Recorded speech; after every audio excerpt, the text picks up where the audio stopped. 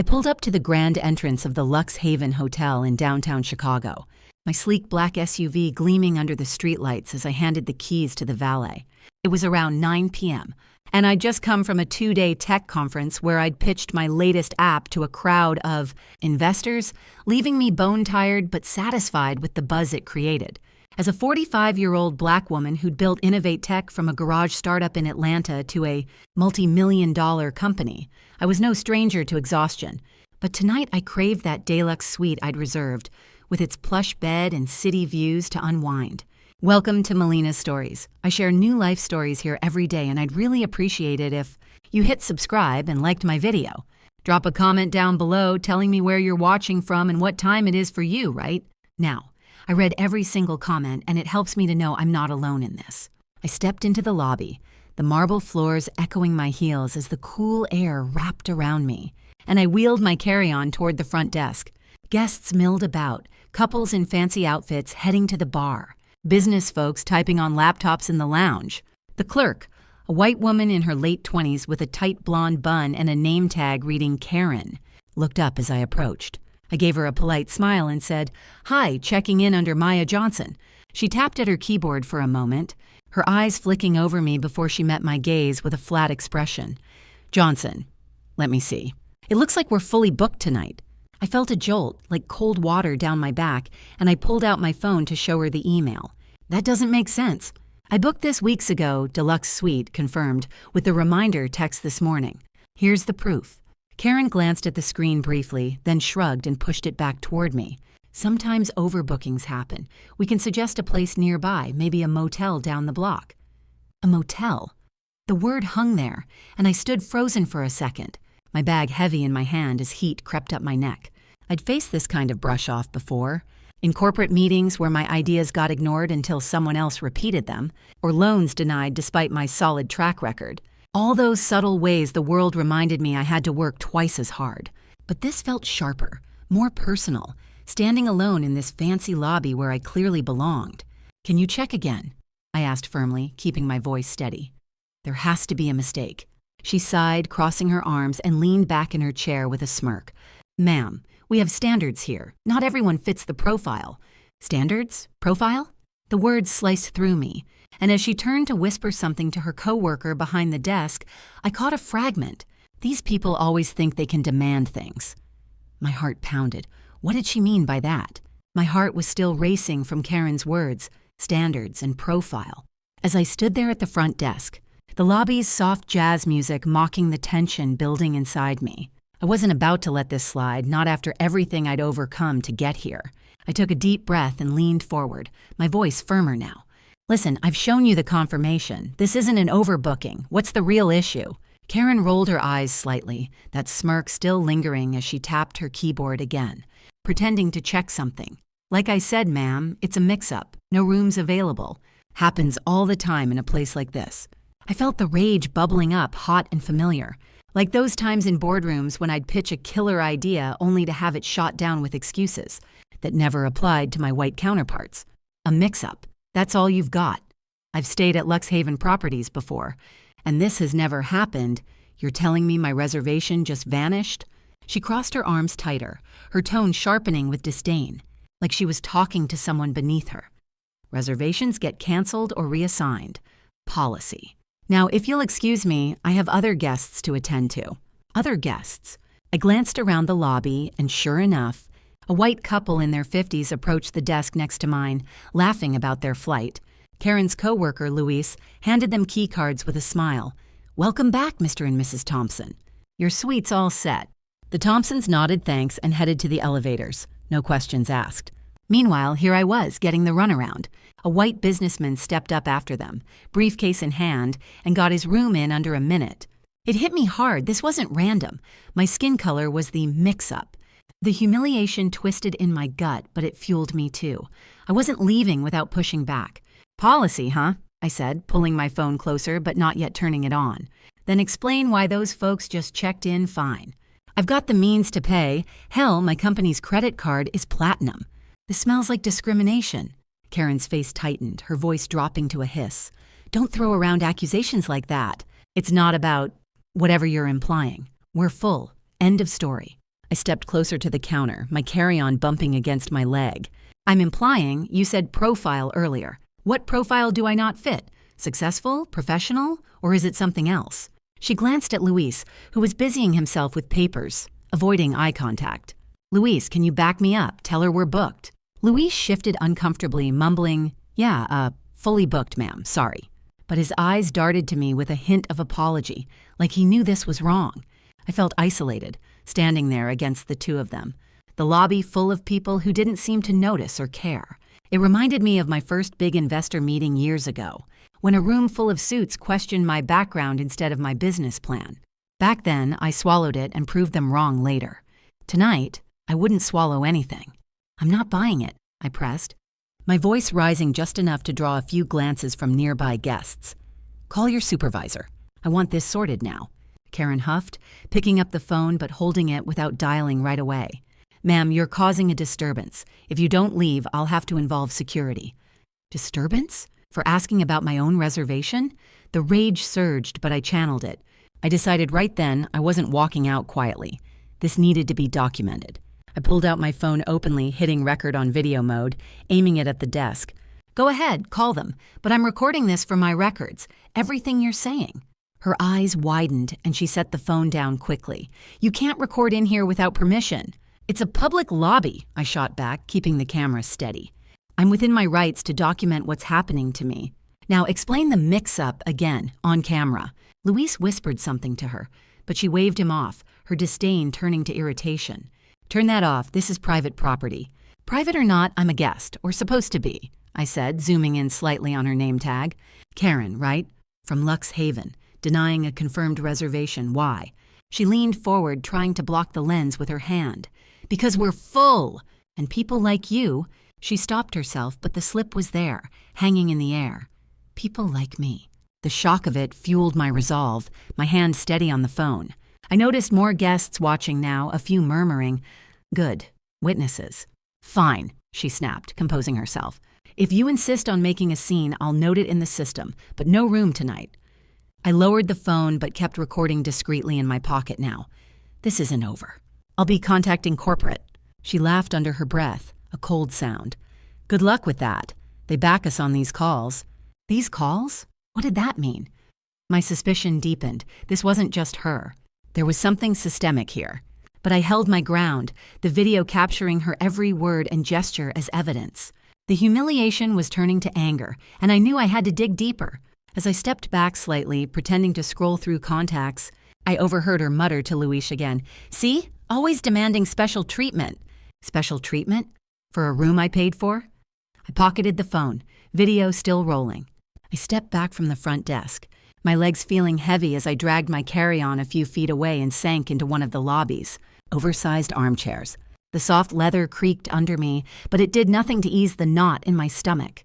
Around me, the Lux Haven's lobby hummed with life, guests chatting by the fountain, a bartender mixing drinks in the corner lounge, the faint scent of fresh flowers mixing with expensive cologne.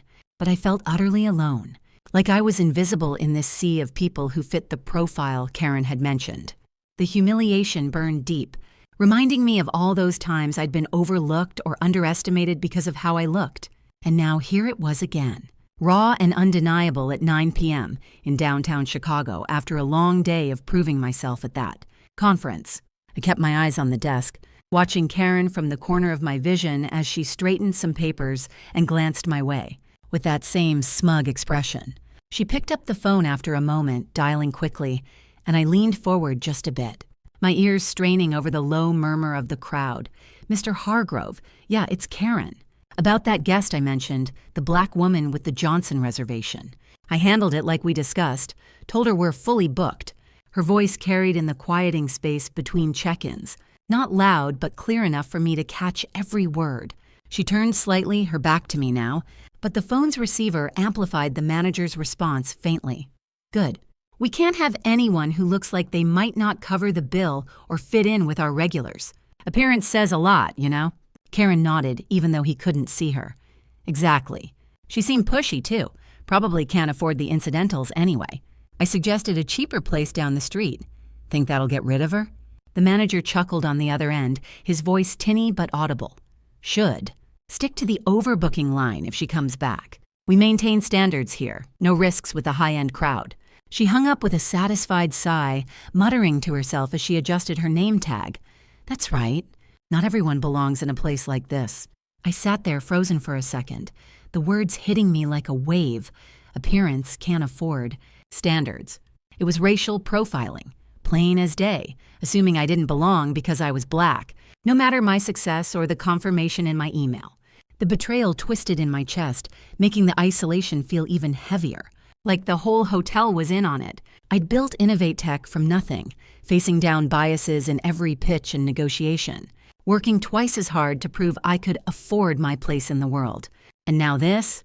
It wasn't just humiliating, it was a slap to everything I'd achieved at 45, standing on my own after years of grinding. But that sting sparked something else, a sharp focus cutting through the hurt. I wasn't going to slink away like they expected. I pulled out my phone, my fingers steady now as I opened the Lux Haven's official app, the same one I'd used to book my room weeks ago. I tapped through the check-in dates for tonight, my heart racing as the search loaded. There they were, rooms available, plenty of them. Deluxe suites like mine, even some upgrades, all bookable right now at standard rates. I scrolled down, confirming it wasn't a glitch. The system showed real-time inventory, updated just minutes ago. How could they lie straight to my face about being full when their own app proved otherwise? I took a deep breath, the screen glowing in my hand like a weapon. This was it. Solid proof they were fabricating the overbooking story. The rage shifted inside me, from raw humiliation to a cold determination. I'd use this to push back harder, make them regret ever judging me by my skin. I glanced back at Karen, who was helping another guest now, oblivious to what I'd just uncovered. She thought she could brush me off, but now I had leverage. It was time to escalate this, turn their lies against them. The lobby clock ticked toward 9:15, and I stood up slowly, my mind racing with next steps. I wouldn't confront her again just yet, not without building on this. But armed with these screenshots I'd just snapped of the app, I felt the power shifting. They had no idea what was coming. I moved away from that armchair in the lobby, my heart still thumping from overhearing Karen's call with the manager, and I found a spot by the large windows overlooking the Chicago streets, where the city lights twinkled like distant stars. It was about 9:20 p.m. now, and I didn't want to make a scene or escalate things right there in front of everyone, not yet. Instead, I focused on gathering what I needed quietly, building my case step by step so I could hit them hard when the time came. My carry-on sat at my feet, and I pulled out my phone again, scrolling to Alicia's contact. She was my go-to for this kind of mess, a civil rights lawyer I'd known since our undergrad days at Howard, always sharp and ready to fight these battles. I hit call, and she answered on the third ring, her voice warm but alert, like she could sense the urgency. "Maya, hey girl, it's late. What's up? You sound off." "Alicia, I'm at this hotel, Lux Haven in downtown Chicago, and they've denied me my room," I said, keeping my tone low as a couple walked by toward the elevators. "I have a confirmed reservation," showed them the email, but the clerk claims they're fully booked. Then I overheard her on the phone with the manager, something about my appearance. Assuming I can't afford it. It's coded, but it's clear. Racial profiling because I'm black. She let out a sharp breath on the other end. "Damn, Maya, that's textbook discrimination." "Okay, first things first, document everything. Write down names, like the clerk's, and exact timestamps of what happened. Preserve any proof you have, like that reservation email and whatever else. If you can, think about security footage later. It could show other guests checking in while they turned you away. But don't do anything rash yet, build it solid." "Got it," I replied, already opening my notes app as we talked. The clerk's Karen, name tag and all. I have a video from when I confronted her earlier, too. It's clear, shows her attitude. And I checked their app. Rooms are available, I screenshotted that. "Smart," Alicia said. "Send me copies if you want backup, but yeah, keep organizing it. Names, times, details, that's your foundation. Call me back if it gets worse. We'll figure out the next play." "Thanks, Alicia," I said, feeling a little weight lift off my shoulders. "This helps. I feel so exposed here, you know? After the conference, all I wanted was rest." "You're handling it like a boss," she encouraged. "Hang tight, we'll turn this around."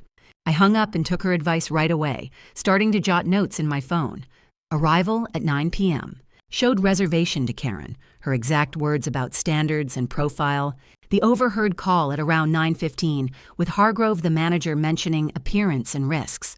I added timestamps for each part, making sure it was precise. The betrayal still stung, but doing this made me feel more in control, less like I was just taking the hit. As I typed, I noticed a bellhop rolling an empty cart across the lobby floor, heading toward the storage area. He was an older black man, maybe in his late 50s, with salt and pepper hair and a steady gait that said he'd been doing this job for years. His name tag read Marcus, and something about his expression, kind eyes, no smirk like Karen's, made me think he might be approachable. I stood up and walked over casually, not wanting to draw attention from the desk. "Excuse me, Marcus," I said softly as he paused to adjust the cart. "Can I talk to you for a second? I'm having trouble at check-in, and I could use some insight." He looked up, glancing quickly at the front desk where Karen was busy with a computer, then back at me with a nod. "Sure, ma'am. What's the problem? You don't look like you're here for fun tonight." I leaned in a bit, keeping my voice down. "That clerk, Karen, just turned me away. Said the hotel's full, even with my confirmation. But I overheard her and the manager it's because of how I look, assuming I can't pay or something. You know, profiling. Has this happened before?" Marcus sighed, rubbing his chin as he set the cart handle down. "Yeah, I've seen it a few times, sad to say. Not often, but enough. Like a black couple last month, the Robinsons, they got the same overbooked line, left upset. And before that, an Indian guy, Mr. Patel, I think. He argued a bit, but same deal. They left reviews online from what I heard in the break room. It's not right, but the manager backs her on keeping things upscale." "Reviews?" I asked, my interest piqued but keeping it light. "Do you remember more? Like first names or anything? I'd keep this between us. I just need to know I'm not crazy." He thought for a moment, then lowered his voice even more. "The Robinsons were James and Lisa, I believe, and Patel was Arjun P. I saw their names in the log when I helped with bags earlier that day. They mentioned complaining to corporate, but nothing came of it. If you're thinking of pushing back, good on you. Just be careful. Jobs like mine, we see it but can't always speak up." "I understand," I said, giving him a grateful smile. "Thanks for sharing that, Marcus. It means a lot, makes me feel less alone in this." He nodded and picked up the cart handle again. "No problem. Hope it works out for you." As he walked off, I sat back down by the window, the lobby's soft lighting casting long shadows across the marble. I opened my cloud drive on my phone and created a new folder called Hotel Evidence. First, I dropped in the reservation confirmation email. Then the screenshots from the app showing all those available rooms, time-stamped at 9:15 p.m. Next, I added the video file from the confrontation, where I'd captured Karen's name tag clearly in the frame, her full name and employee ID visible. I included my notes too, the detailed timestamps, what was said in the overheard call, and now the leads from Marcus, James and Lisa Robinson, Arjun P. for Patel, and the mention of online reviews. It wasn't perfect, but it was organized. A solid start that turned my scattered anger into something tangible. I glanced at the lobby clock, 9:35 p.m., and decided it was time to make my move. The evidence folder on my phone felt like a loaded gun, packed with the reservation email, those damning screenshots of available rooms, and the video of Karen's rude dismissal. I wasn't going to storm over there yelling, no, I had to stay composed, strategic, like I did in boardroom negotiations where one wrong word could tank a deal. I wheeled my carry-on back to the front desk, where Karen was shuffling papers and Luis was pretending to organize key cards, his face tense like he wanted no part of this. Just as I got there, the back office door opened and out came Hargrove, the night manager, a tall white guy in his 50s with a polished suit and a clipboard under his arm. He looked like he owned the place, but I was about to remind him who was in control here. "Excuse me," I said evenly, stepping up to the counter. "Are you the manager, Mr. Hargrove?" He nodded, giving me a quick once-over before flashing a professional smile. "Yes, that's me. How can I assist you this evening?" I pulled out my phone and opened the reservation email first, turning the screen toward him. "I'm Maya Johnson. I have a confirmed deluxe suite reservation here, but your clerk denied it, saying the hotel's fully booked. Here's the confirmation booked weeks ago with the reminder text from this morning." Karen leaned in from her station, her arms crossed defensively. "Sir, I already told her it's an overbooking. She wouldn't accept it." Hargrove took a look at my screen, then glanced at Karen with a slight nod. "I see, Miss Johnson, I'm sorry for the inconvenience. These things happen sometimes with our system. Glitches in the booking software. Let me verify this internally. Before he could type anything, I swiped to the screenshots. No need to verify. I checked your own app just minutes ago. Look, deluxe suites available right now, timestamped at 9:15 p.m. So why am I being told otherwise? And I have video of the whole interaction with Karen here, capturing her comments about standards and profile. This isn't a glitch, it's targeted. Karen's eyes flashed with anger, but there was a hint of nerves underneath as she shifted her weight. That's twisting things. I was just doing my job. You can't come back accusing us like this. Hargrove held up a hand to quiet her, his smile fading into a more serious expression, though still condescending, like he was talking to a difficult customer he could brush off. Ms. Johnson, let's not get ahead of ourselves. The app might show public availability, but our internal reservations could be holding rooms for maintenance or VIP arrivals. It's probably a simple misunderstanding. We value all our guests. Misunderstanding, I repeated, keeping my voice level but firm, feeling the betrayal from earlier morph into this steady pushback. I overheard your call with Karen about appearance and affordability assumptions. That's not a glitch, that's discrimination, and I won't stand for it. Karen huffed, her defensiveness cracking a bit as she glanced at Luis, who was busying himself with a drawer to avoid eye contact. You were spying? That's not fair. Sir, she's exaggerating everything. Hargrove rubbed his chin, his eyes darting to my phone screen again. Overheard conversations can be taken out of context. We're a high-end property. We have protocols. But to resolve this amicably, perhaps we can. My phone buzzed in my hand, Alicia calling back. Perfect timing. I answered and put her on speaker, holding it out so they could hear. Alicia, I'm with the manager now. Go ahead. Maya, good, Alicia said, her voice crisp and no nonsense through the speaker. Mr. Hargrove, this is Alicia Ramirez, civil rights attorney. From what Maya's described and the evidence she's shared with me, reservation proof, availability screenshots, and that video, this appears to be unlawful denial of service based on race. Federal law doesn't tolerate profiling. If you don't address this immediately, we're looking at a complaint to the authorities. Hargrove's face tightened, his clipboard shifting in his grip as he leaned closer to the phone. Attorney, this is escalating quickly. We don't discriminate here. It's policy to handle overbookings this way for everyone. Not for everyone, I interjected calmly. I saw white guests check in without issue. And to make it clear, I've already emailed your corporate office with all this attached, the video, the screenshots, everything. It's time-stamped and sent 5 minutes ago. They're going to see exactly what's happening on your watch. Karen's smirk vanished completely, her face paling as she gripped the counter edge. Corporate? You can't just, sir, what do we do? This is getting out of hand. Hargrove shot her a sharp look to silence her, then turned back to me, his tone more diplomatic but with an undercurrent of strain, like he was calculating his next move. Ms. Johnson, let's discuss this rationally. Sending emails like that might complicate things, but I assure you, we'll look into it. In the meantime, how about a standard room for tonight? Or a voucher for a full stay another time?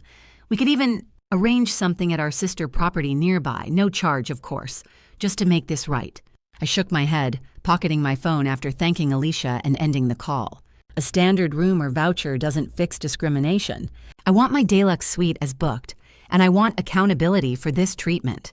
Otherwise, corporate's response will decide what happens next, and it won't be pretty. Hargrove exhaled slowly, glancing at his watch.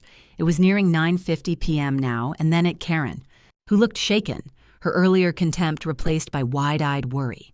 Give me a few minutes to check with the team. We might be able to free something up, but let's not rush into threats. Stay here, I'll be right back. As he stepped away toward the office, whispering urgently to Luis on the way, I felt the tension coil tighter in the air.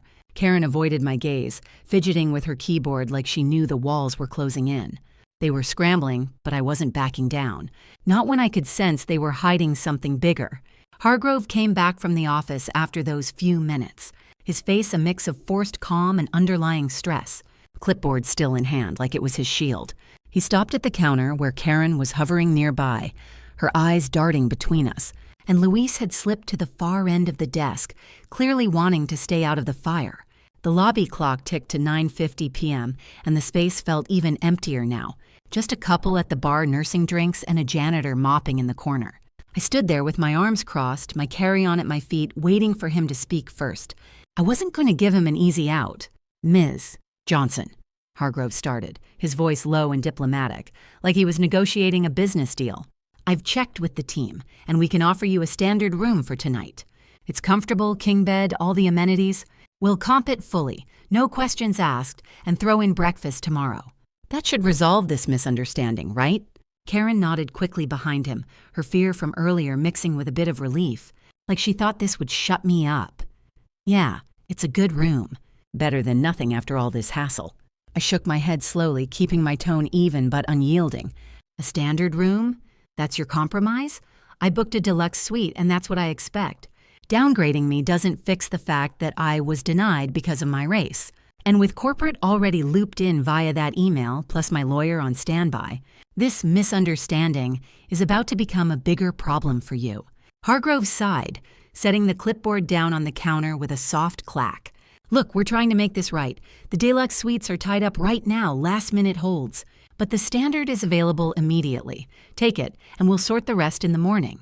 "Tied up?" I echoed, pulling my phone back out and glancing at the app again for a quick refresh. "Your system still shows availability, and I have the screenshots to prove it. If you're holding rooms, it's not for maintenance. It's selective. I won't accept less than what I paid for." Karen muttered something under her breath, but Hargrove shot her a look that silenced her. He leaned in closer, his condescension slipping into something more urgent. "Ms. Johnson, please. Let's be reasonable. If you push this, it could drag on, and nobody wants that. How about we upgrade you to something better tomorrow?" I felt the reversal coming, that shift where their control started cracking under my pressure. "No, I want it now. And if you can't provide my suite, explain why to corporate when they respond to my email." Alicia's ready to follow up, too. She mentioned the Civil Rights Act again in her last text. At that, Hargrove straightened up, his eyes flicking to the office door like he was considering another huddle. Karen stepped forward slightly, her voice shaky. "Sir, maybe we can clear one of the holds? The VIP isn't here yet." He hesitated, then nodded reluctantly. "Fine, give me 10 minutes. We'll adjust." He disappeared into the office again, and Karen busied herself at the computer, her fingers flying over the keys, avoiding my gaze. Luis glanced at me awkwardly, then looked away. I stood there, the tension thick, feeling empowered as I watched them scramble. 10 minutes later, exactly as the clock hit 10 p.m., Hargrove returned with a new key card in hand. "All right, Ms. Johnson. We've cleared the penthouse suite for you. It's our top floor, fully available now. No extra charge, of course." "The penthouse?" I raised an eyebrow, taking the card but not moving yet. "Cleared it? Just like that, in 10 minutes? What happened to the holds and glitches?" He forced a smile, handing over the paperwork. "It was reserved for a VIP arrival, but they've delayed. We prioritized you to avoid any further issues. Please, enjoy your stay." Karen handed me a welcome packet with a tight-lipped expression, her fear now mixed with resentment. "Elevator's that way. Bellhop can help with your bag." I nodded, but inside the twist hit me. This wasn't just a deluxe, it was an upgrade. Their way of hushing me up fast to dodge the scandal.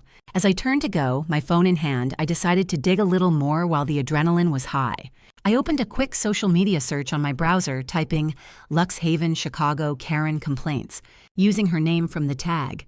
Results popped up almost immediately, a few X posts and review sites from other Black guests, detailing similar stories. One from 6 months ago, front desk Karen at Lux Haven denied my room.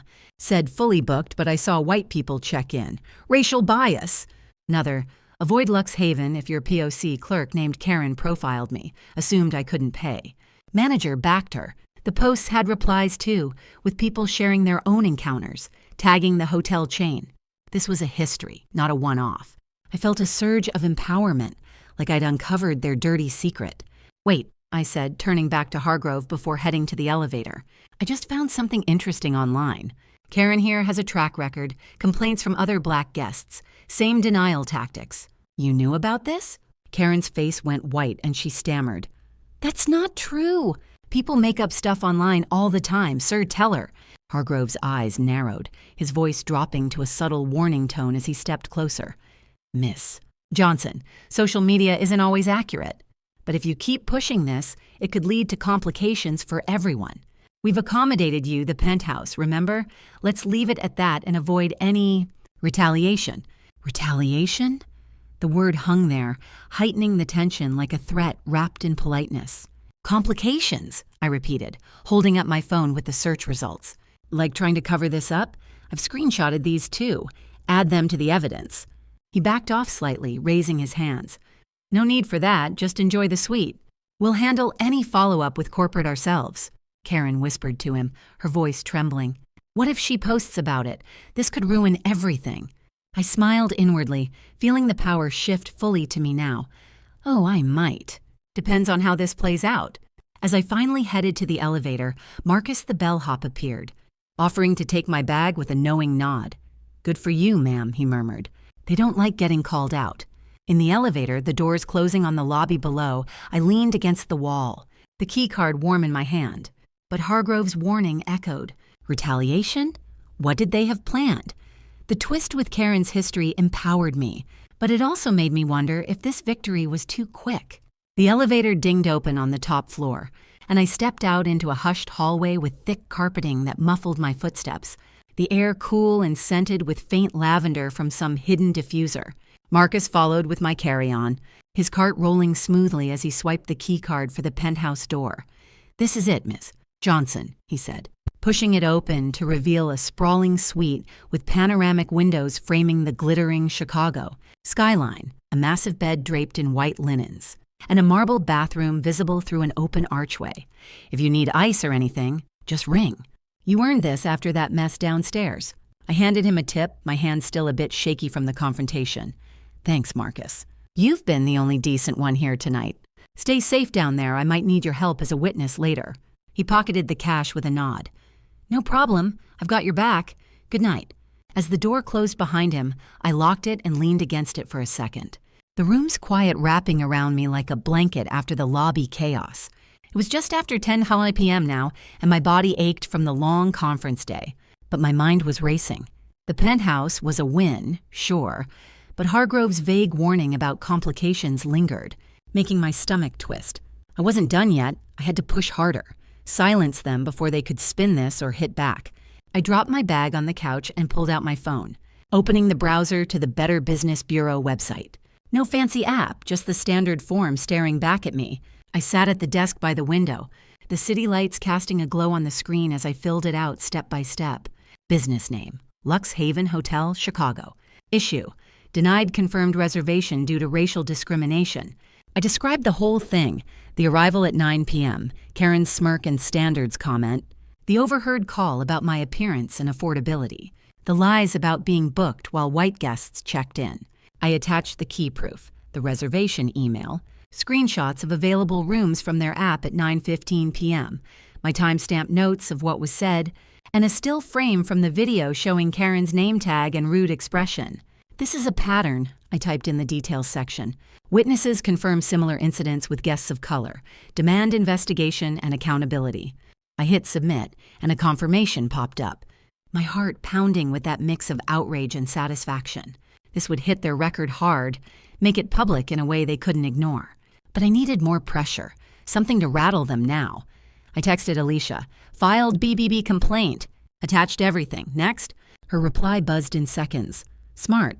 Threaten media if they call. Local news loves these stories. Post anonymized on a forum for support. I'll watch for corporate reply. Media exposure. That was the hammer.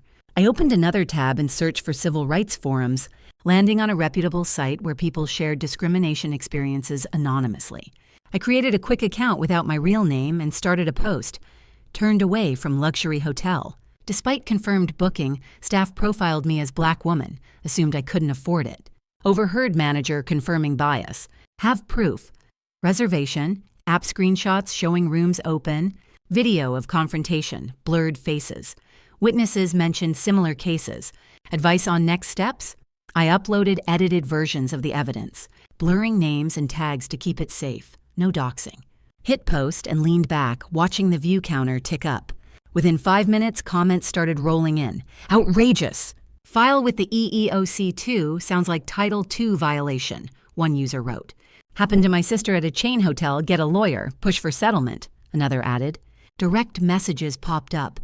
I'm a journalist, DM if you want to share more anonymously. Witness here, same hotel, same clerk last year, happy to statement. The support flooded my screen, over 20 responses already. people liking and sharing the thread.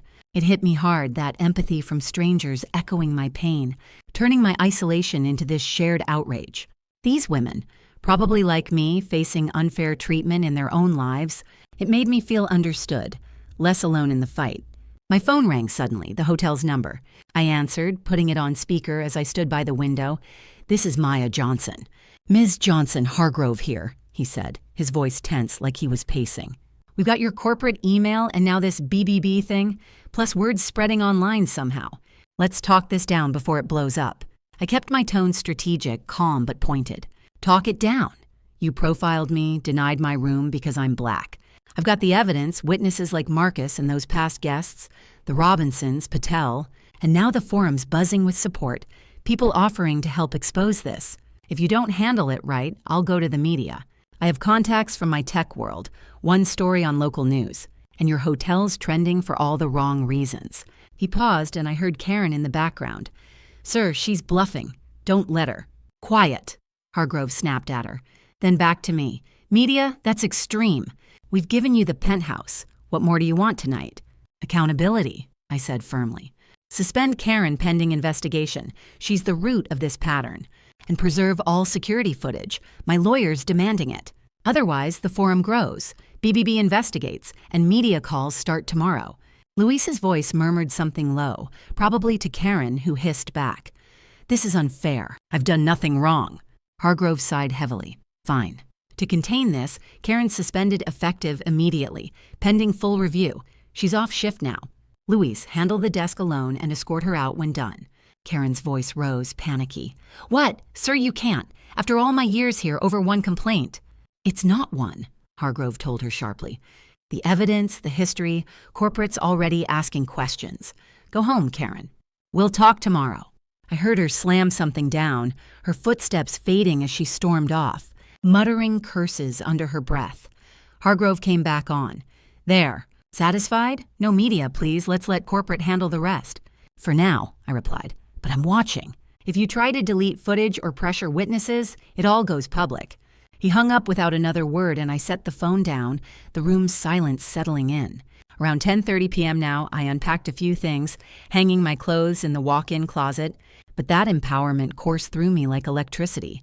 I'd silenced Karen, got her out the door, all from this suite they'd tried to keep from me. The forum comments kept dinging, more support rolling in, making me feel strong, ready to share this story with friends later. But vigilance nagged at me.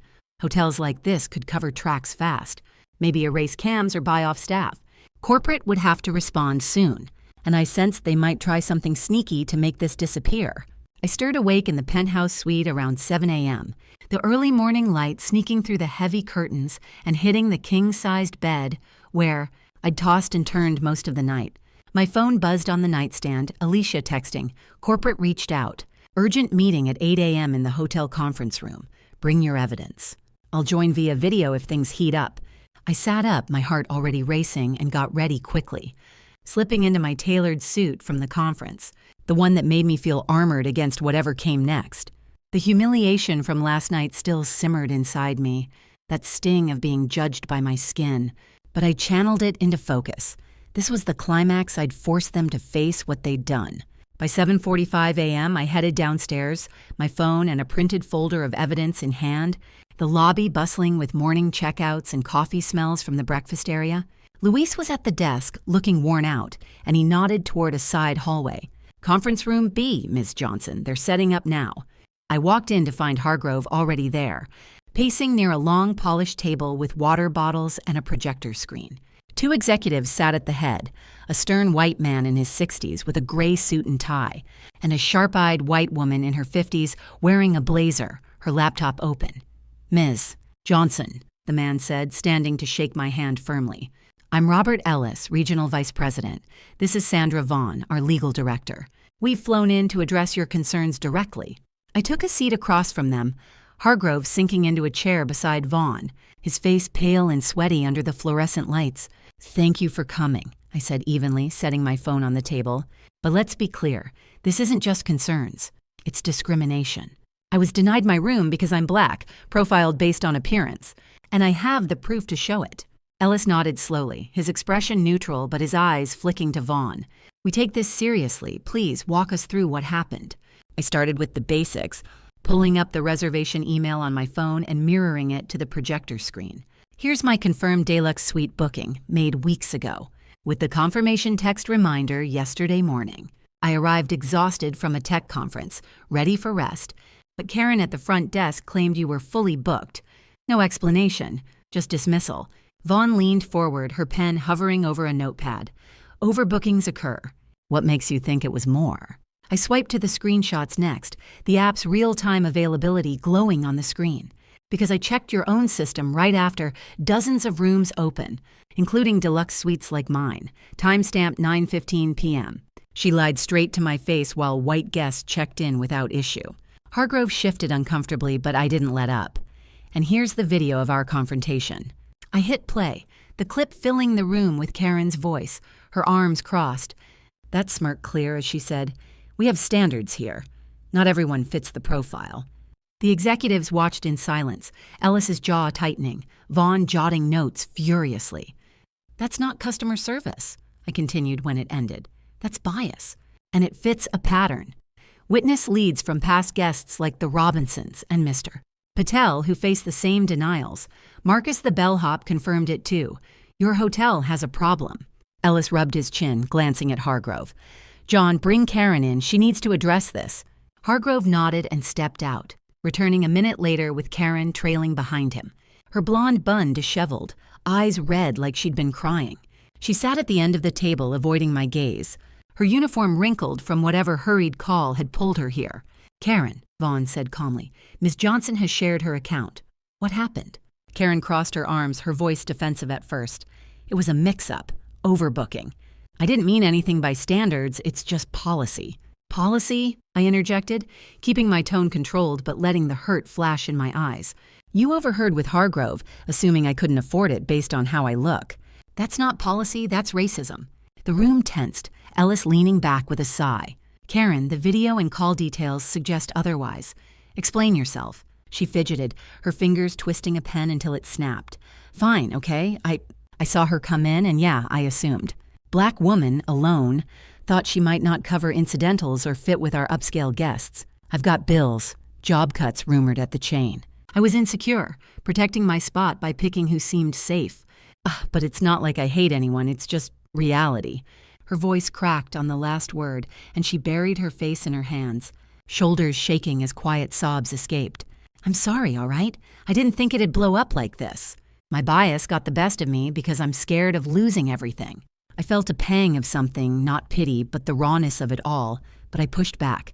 "Scared? That's no excuse. Your insecurity humiliated me, made me feel worthless after building my company from scratch, fighting biases like yours every day. It doesn't justify treating people like garbage." Ellis nodded gravely. "Karen, that's unacceptable. No excuse for discrimination, personal or not. We'll address this in your review." Vaughn turned to me, her expression softening slightly.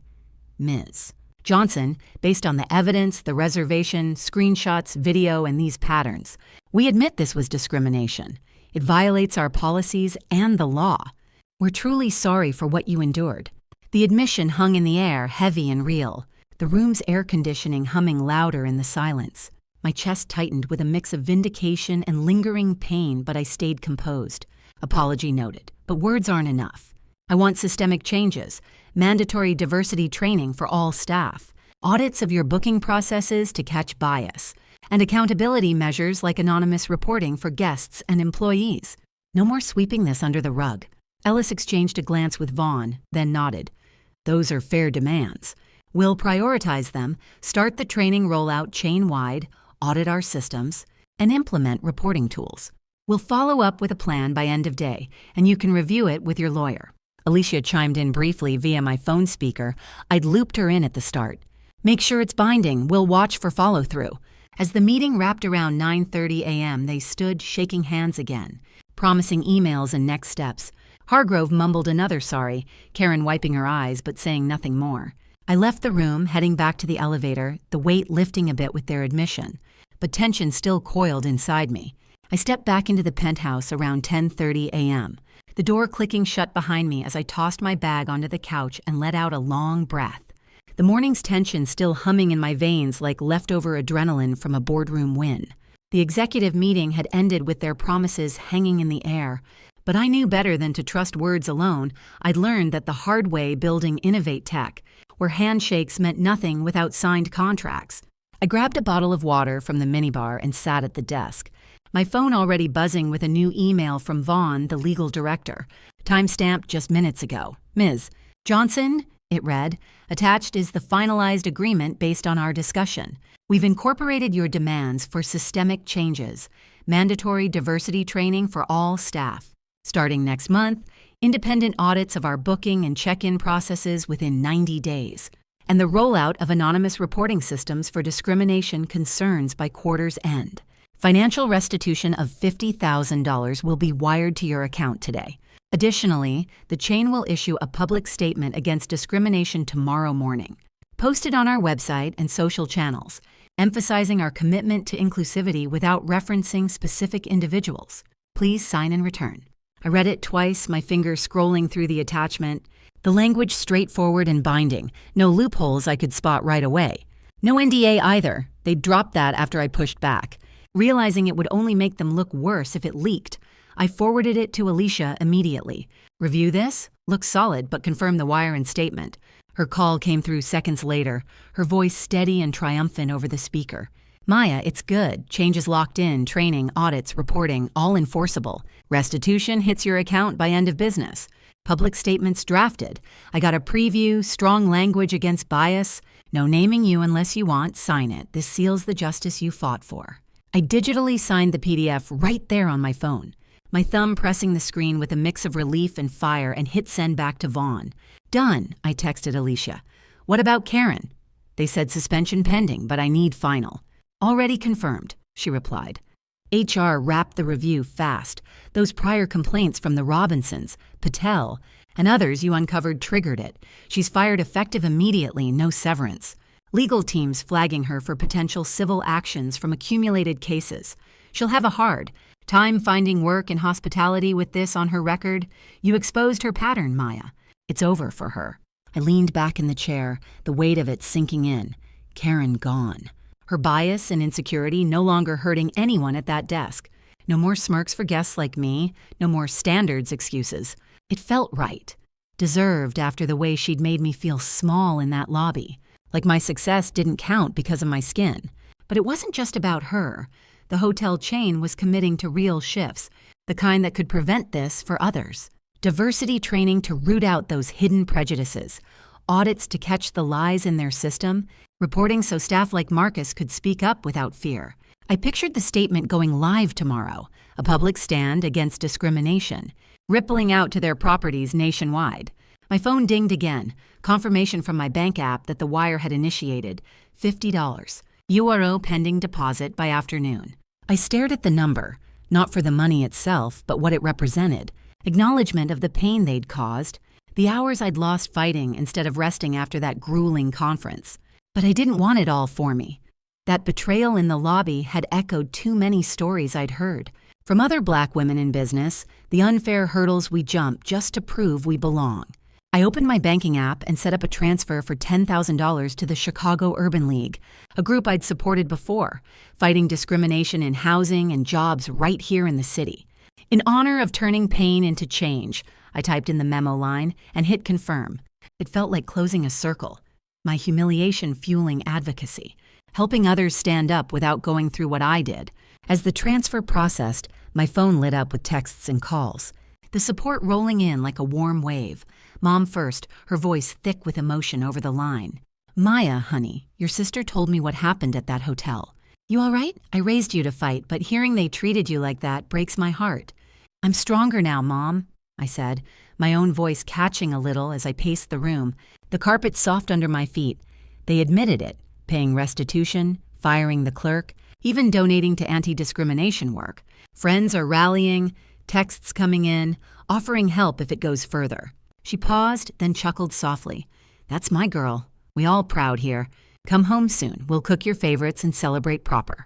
I hung up and scrolled through the messages. Jamal from the office. Boss, heard the drama. You okay? Office buzzing with support. Let's use this for that mentorship program expansion. A friend from the conference, Maya, saw the forum thread, inspiring as hell. Lunch when you're back? We got you. Even Marcus downstairs texted, "Word's out, Karen's out the door, change is coming. Thanks to you. If you need anything before checkout, holler." The community lift hit me hard, easing that last bit of isolation from the night before, like a family wrapping around me after a storm. The forum comments kept growing, too, people thanking me for sharing, saying it gave them courage to speak up in their own lives. Justice wasn't just the money or the firing, it was this ripple, turning one woman's stand into a shield for others. By early afternoon, Vaughn emailed again, "Settlement executed. Public statement scheduled for 9 a.m. tomorrow, draft attached for your review. Thank you for pushing us to improve." I skimmed the statement. Strong and clear, Lux Haven stands against all forms of discrimination and commits to fostering an inclusive environment through training, audits, and transparent reporting. No names, just the message, but it would reach thousands, maybe spark more changes industry-wide. I leaned against the penthouse window that afternoon, watching the Chicago skyline soften under the fading winter light, the buildings turning golden as the sun dipped lower, and I finally let myself exhale, the knot in my chest loosening after everything that had played out. It was around 4 p.m. now, and I'd spent the hours since the settlement confirmation unpacking slowly, folding my clothes into my carry-on as if marking the end of this ordeal. The room's quiet hum from the air conditioning wrapping around me like a gentle reminder that I could breathe again. Last night in that lobby, the humiliation had hit me hard, standing there shocked as Karen smirked and denied me a room I'd earned, her words about standards and profile cutting deep, stirring up all those old memories of corporate biases where my hard work got overlooked because of my skin. But I stood up, pulling out my phone right there at the desk and recording the exchange on camera, openly, capturing her disdain and the lies about being booked, then building on that with the app screenshots showing rooms available, the overheard call, and the witness leads from Marcus and others. That leverage turned the tide, from rage boiling inside me as I confronted Hargrove, to the empowerment surging when the executives admitted the discrimination in that meeting, their faces tight as they promised the changes I'd demanded.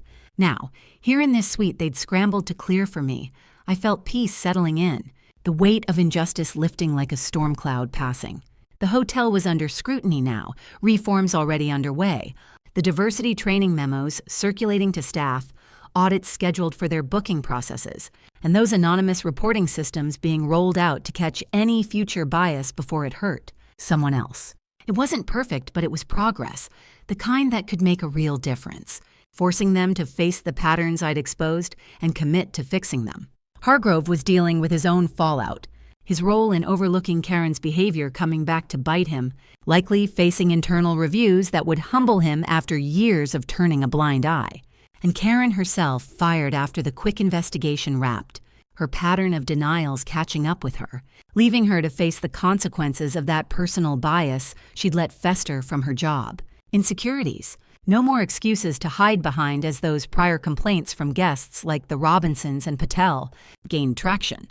A soft knock came at the door, and I opened it to find Marcus with a small basket of fresh fruit, his smile easy as he handed it over. "Ms. Johnson, complimentary from the new shift manager. Heard the full scoop? Karen's out, reform starting. You okay up here? Need help with checkout?" I took the basket, setting it on the side table as I shook my head. "I'm good, Marcus, finally breathing easy. Thanks for your part. Your tips on those past victims helped expose the pattern.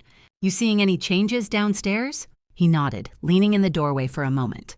"Yeah, memos out already, training signups, audit notices. Feels like a shift. Good on you for pushing. Helps folks like us." "Appreciate it," I said, tipping him one last time before he headed off, his words reinforcing that community lift. The shared empathy from those who'd seen the bias firsthand, turning my stand into something collective. As evening crept in, the skyline twinkling with early lights, I zipped up my carry-on and glanced around the suite one last time, the peace fully settled now, the humiliation from that lobby denial transformed through standing up with persistence. Documentation like that open video and app proof, and the self-respect to demand better. The hotel's scrutiny would ensure those reforms stuck. the villain's consequences a fitting end to her bias, and with my family, friends, and community rallying around me, I felt whole again, ready to head back to Innovate Tech stronger, carrying the lesson that persistence, documentation, and self-respect can overcome discrimination every time. Now, let me ask you honestly, if you were threatened, slandered, or forced to accept money to lie, would you have the courage to say no? Tell me about a time in your life when you were forced to remain silent to avoid trouble. If this story reminds you that your voice also has value, please like to support those who dare to speak up. Share, so that one more person doesn't have to bow their head and subscribe because this world needs more people like... On screen right now, you'll see 2 new stories I think you'll really enjoy. There are many more waiting for you on the channel. So don't forget to subscribe and hit the bell so you never miss one. See you in the next story. Until then, take care of yourself and the people you love. With all my love and respect,